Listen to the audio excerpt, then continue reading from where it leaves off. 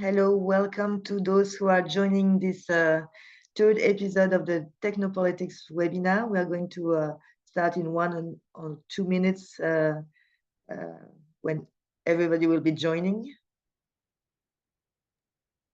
Hello, hello, everyone. Yeah, waiting for a minute or two.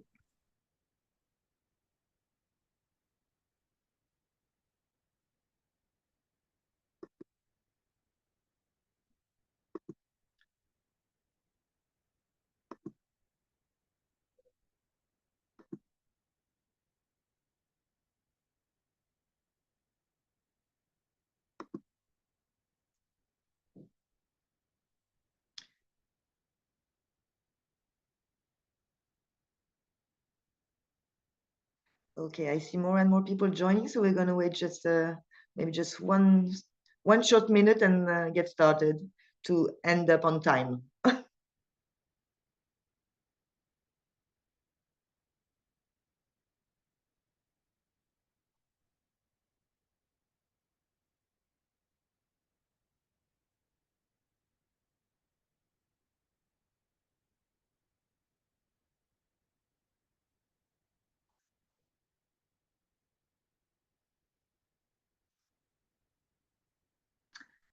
Okay, so let's get started. Welcome to all of you who are joining today.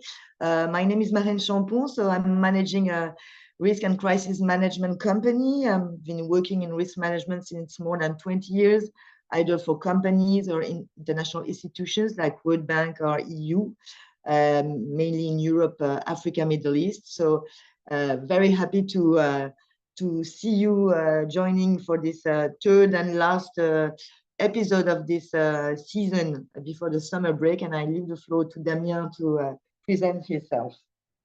Good morning and good afternoon, everyone. So my name is Damien. I'm a technology consultant based in Singapore. I've been being in the space for more than 20 years now, across Europe, North America, and Asia for the past 10 years. Yeah, very happy to be here and looking forward to the conversation. Thanks a lot, Damien. So we're going to start just to remind you, and to those who have not already attended the webinar, the idea is to give you an overview of this subject today, which is the battle for trust in cyberspace. I will just come back to what were the issues we have discussed in the previous episode. We will be doing this presentation during 30 minutes, and please feel free to post your questions on the chat, and we will take some minutes before the end to answer any question you may have. So again, welcome to all. We have already set up some overview of how geopolitics is now driving technology, and how technology is not only a technical issue, but is really it has really to deal with geopolitics. So we have in the first episode made this big landscape of how geopolitics has influenced technology, and we went more deeper in this question of sovereignty of AI in the second episode, and now we are going to get deeper in what is about trust on the cyberspace, and how it impacts a lot of geopolitical issues.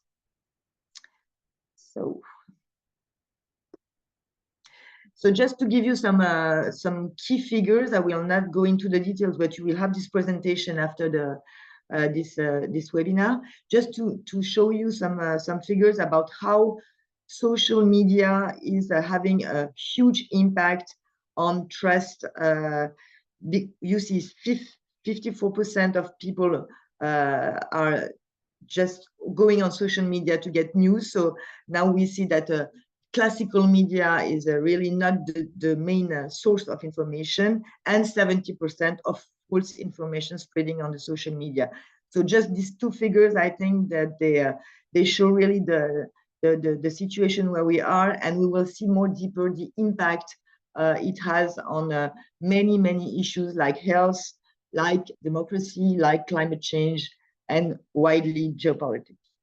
If I go to the trust in public institutions.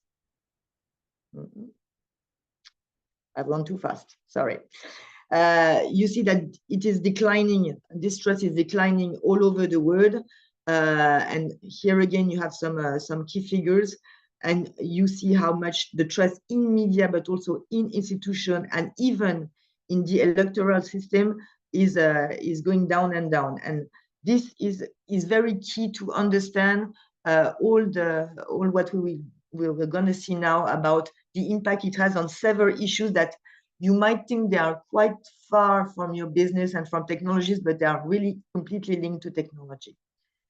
If I go on what we see as the main world political landscape, and specifically in last year, which was a record-breaking election year, which 1.6 billion people going to vote in 74 national elections. And we see how fake news have impacted elections. We found it in 8 of 10 countries, how it impacts election. And it's changing potentially the results because of uncontrolled social media, fake news, and also hidden money about how it is financed by and by whom it is financed on the social media.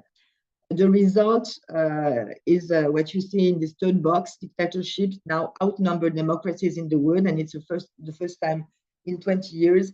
And this is really a big issue. We have about 3 in 4 people worldwide living now under strict government control, which is the highest figure since the 70s. So if we go deeper in some key subjects, we see how we've taken here the example of health. Health information is really booming, but booming because of public studies and scientific studies that are really booming since 20 years. We have more than, it has doubled since 20 years. So we really have a lot of information and a lot of more information about health and how it is moving. But we also see that 1 in 10 Google search is on health, and 3 in 20 on ChatGPT. And we see also that this scientific studies have doubled, but at the same moment, we have really more than 50% of online information about health that is wrong.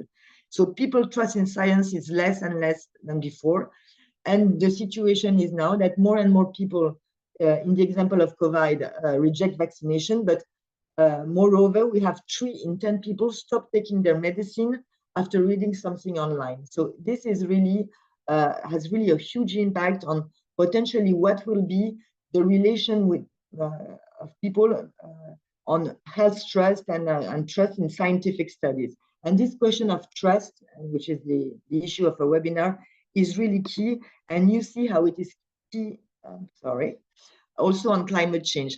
Climate change is a really complex issue, and we see more and more how it is complex to address this issue because we are on a long-term issue and the fear is not working.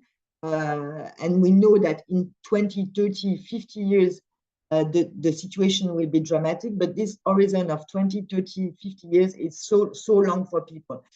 And as it is quite complex and abstract, we see more and more disinformation on this issue, which is really disinformation that is organized and is a strategic weapon used to delay climate action, which is financed by several companies, lobbying, etc. But we see how this social media are making an amplification of this issue, and how we have a backlash on the environment in several regions of the world. We have it in the US, but we have it also in Europe today with the new commission that has stopped the Green Deal strategy. We also have this impact on companies, which can go to corporate crash. We have taken here the example of Orano, which is a key nuclear company, French nuclear company working in Niger. There has been a huge anti-France campaign in Africa since some years now. And we know now, and it is documented, that this has been planned by Wagner, financed by Russia, and with journalists that have been paid to publish false information, fake news, which videos that have been specifically done to give the impression that we had a huge, all the population was against France in this or that country, and in Niger we have it specifically. And the impact of this is an impact on companies and on Orano specifically. First, the French ambassador has to leave, then the soldiers has to leave, but then Orano, at the end of the day, was under pressure by the Niger government and the company was eventually nationalized. So you see how your own company can be impacted by information circulating on social media and amplified by social media and disinformation on social media. The last example we have taken here is the impact on election with two examples, the Moldova elections and Georgia.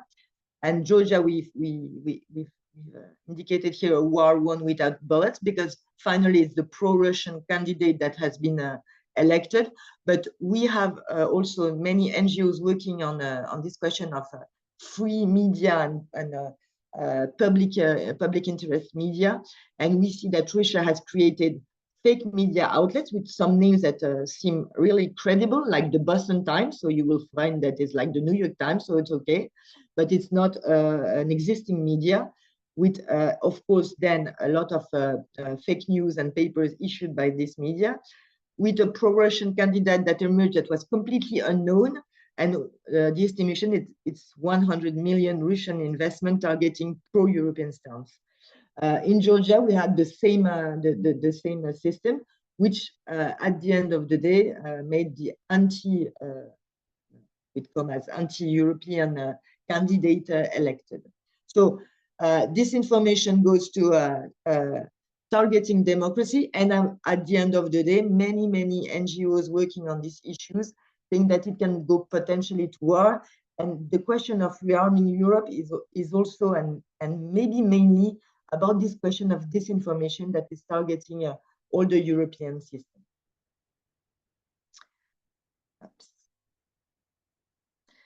So just to end this overview of how this question of trust impacts a lot of issues that are at geopolitical level, climate level, health level, corporate level.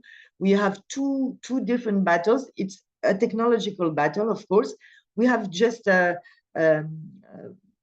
listed here some key figures about engineers. There is a medical application, Doctolib. They have 1,000 engineers. If you compare to Meta, 30,000 engineers, and to Google, 60,000 engineers. So it's, of course, a battle of technology, but it's also a battle of narrative and information and control of information. And Damien will go deeper on that. But it is true that to regain control, you must create new business narrative, new business partnership, and strengthen trust, identity, and institutions to counter disinformation effectively. So this question of developing new narratives and controlling what is said about your company on social media is really key.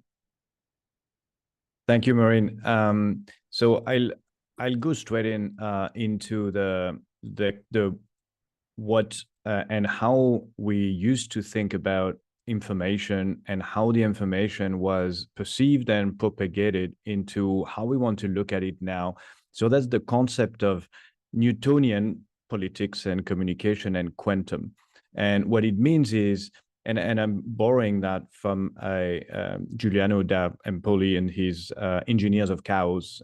You'd see the book reference at the bottom of this table. Newtonian means, you used to rely on gravity. When you say a message and you're a person of authority, you're an institution, you're a president, you're a boss, you're a C-suite.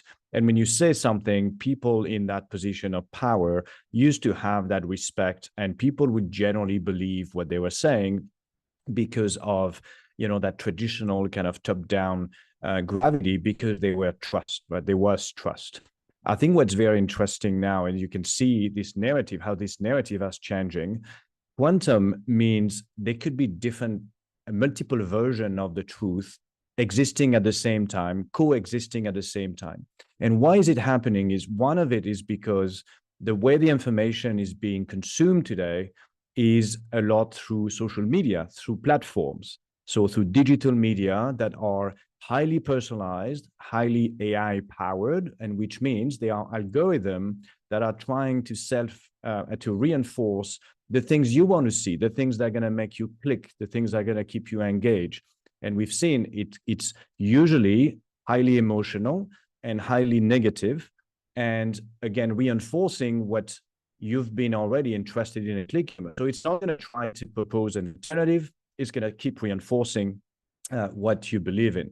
And so what's shifting now is for the same, again, the same person, the same message, the same fact, you will have different truths coexisting in different bubbles that don't really talk to each other, right? And that's the complexity, how you communicate a message as a company in this environment.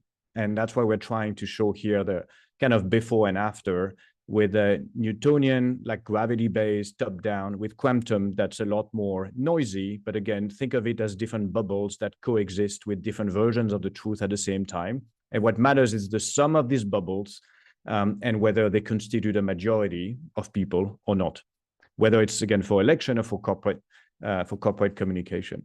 Now, I mentioned digital platforms and AI powered.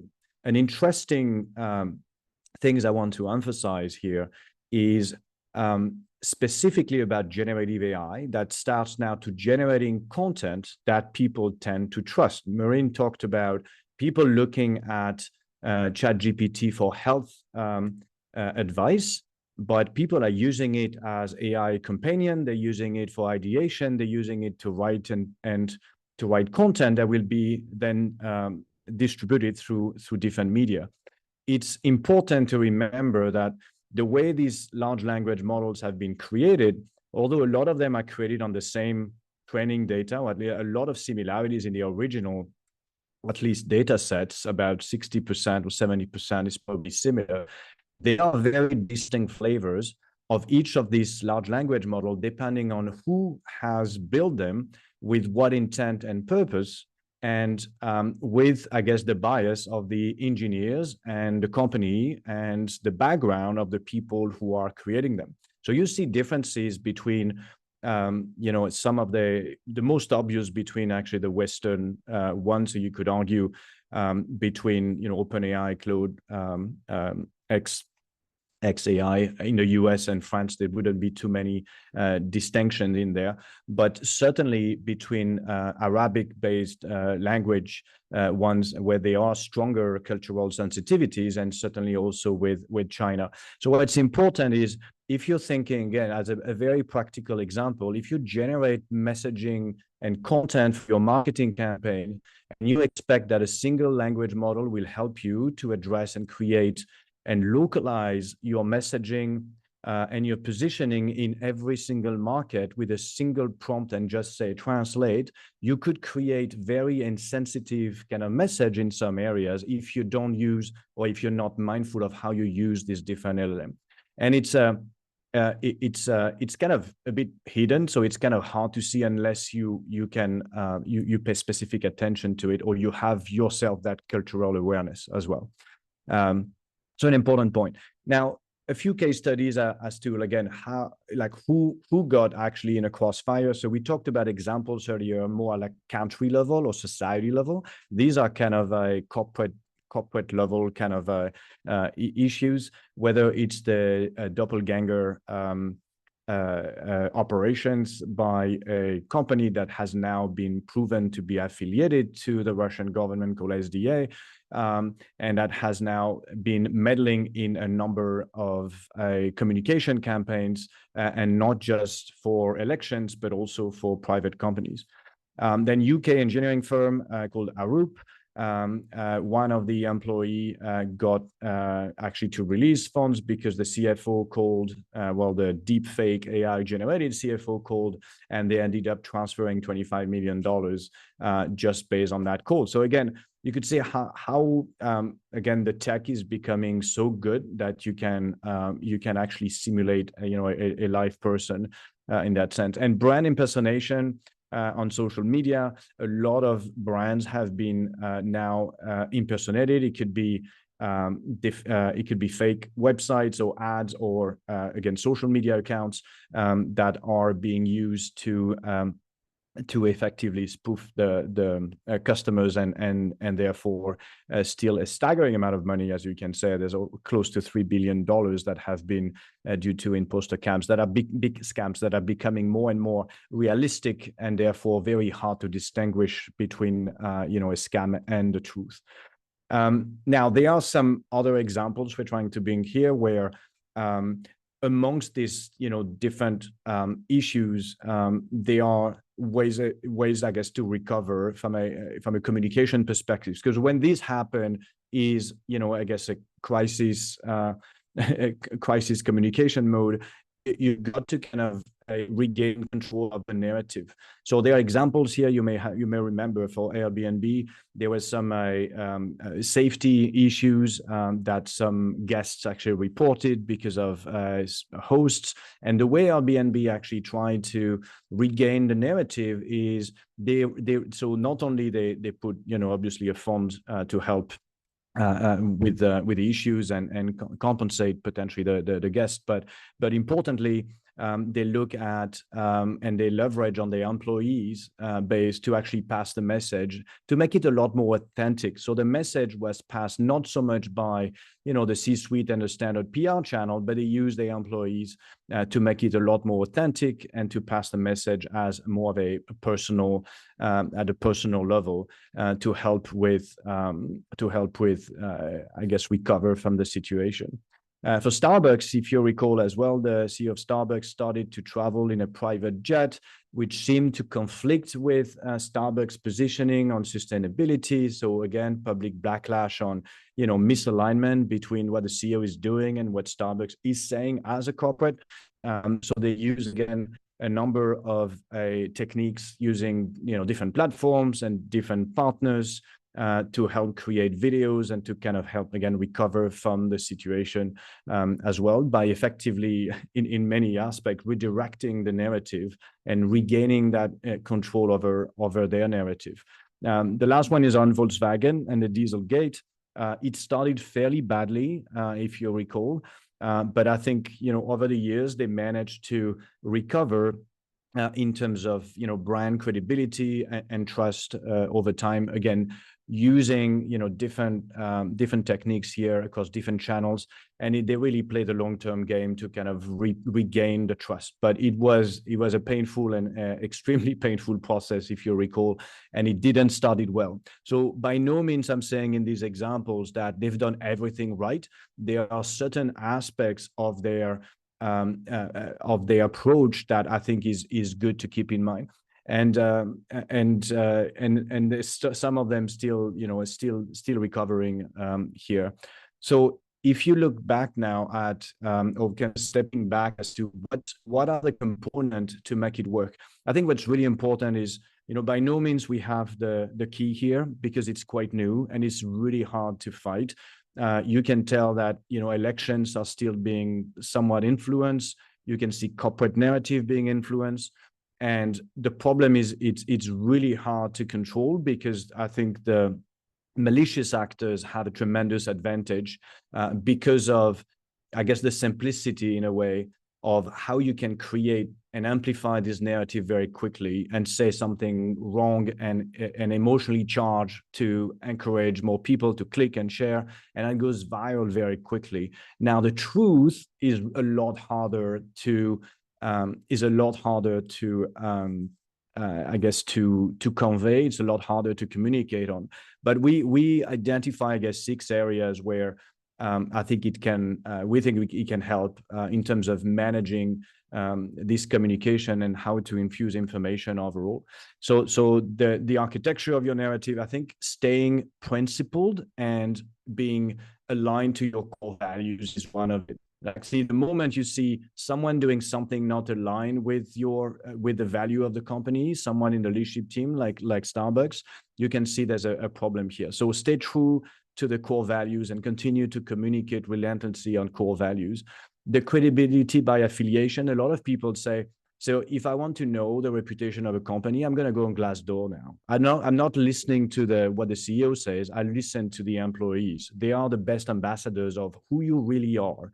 And that what people look for is the peer validation. If ex-employees are still saying, you know what, the CEO is actually pretty good and the company's direction is pretty good, people will trust that way more on Glassdoor than they actually will trust the CEO saying, yeah, everything's fine, right? A few others, narrative swarms, pre-bunking, meaning really about trying to anticipate when you may be attacked and try to occupy the space. A lot of the malicious actors, what they do is they do content overload, right? So they monopolize the airspace, they monopolize the platforms, and it's really hard for you to exist in this message. So you got to, I wouldn't say, in a way, use the same tricks that they're going to be using. You may have to flood also the platforms with your message to make sure that, you know, their noise is not going to erase what your message is and your communication.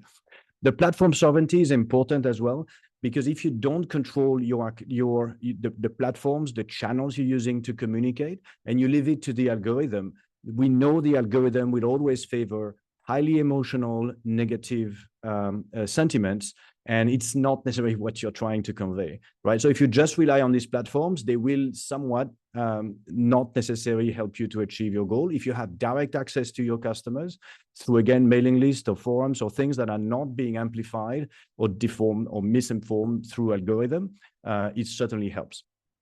Emotional value alignment as well on your narrative and your identity, aligning to your core values. And again, trying to test out and stress test a bit your communication methods. Are you ready to be able to handle comms in a new way, right? Highly segmented, highly personalized, and constant communication. Not this, again, top-down and gravity-based kind of communication as you used to do. So again, you see the mix here of how information is flowing, how information is being amplified through digital platform and AI, therefore technology. Who controls this platform has obviously an impact, and be able to understand and master this new environment is quite critical in this environment. Very quickly, again, about what we do. So both from a tech and from a risk management perspective, different ways we can help. All the way from a research and initial deep dive with you and your company and your management team, to scenario simulation, to help stress test your environment and your readiness in terms of a exposure to geopolitical risk and weaknesses in your digital infrastructure, all the way to activation program to start rolling out remediation scenarios and beyond. So with that concludes the presentation, and we have a few minutes for Q&A. If there's any question, you feel free to write down in the chat, and we'll take on questions from here. Maybe, Damien, while people are thinking about asking questions, we can indicate what will be following. Yep. Sounds good. So a bit of a break after this first series of 3 episodes. We'll be doing a quick break in the next few weeks until end of August at least. And we will, you'll hear back from us in September on new topics. In the meantime, we'll be happy to hear your thoughts about what would be helpful, what would be insightful for you to learn from, and happy to shape up the next steps with you guys. We will be sending the slides as well, and any questions you may have, feel free to ask now or to us over email as well. I see a comment here as a system integrator. Nice comment as well.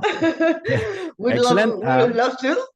Yeah, exactly. Happy to follow up over email later on. Thank you for your message. Excellent. Anything else? Any other comments, questions, anyone?